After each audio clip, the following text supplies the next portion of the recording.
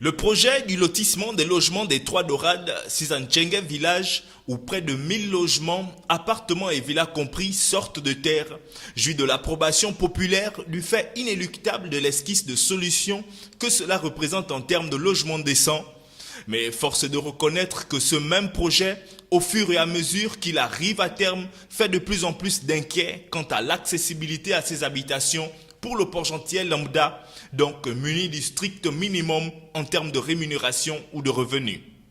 En effet, la notion de logement social, quasiment battue en brèche par l'opinion publique, du fait sans doute des rumeurs sur le prix de ces logements, largement au-dessus de la bourse de la majorité des ménages désireux de s'offrir un cocon appréciable en termes de confort. L'énième visite du président de la République sur ce site aura permis à ce dernier d'être clair sur la question. D'abord la livraison du projet, ensuite les mécanismes d'acquisition. D'abord, ce qui est important, c'est qu'on finisse ce projet. En même temps que les travaux se poursuivent, déjà les mécanismes d'acquisition, déjà pour les populations.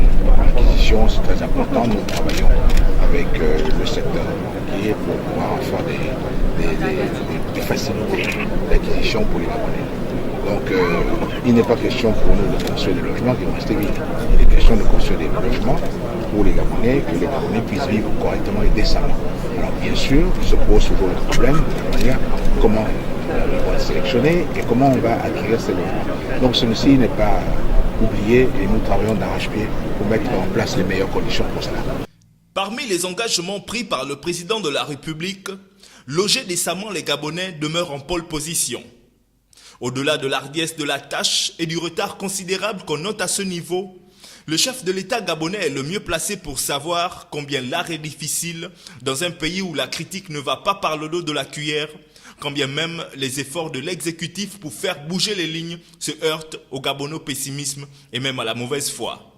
Malgré tout, petit à petit, l'oiseau du PSGE bâtit son émergence, quoiqu'au demeurant d'une date des bilans s'approchant à pas de géant.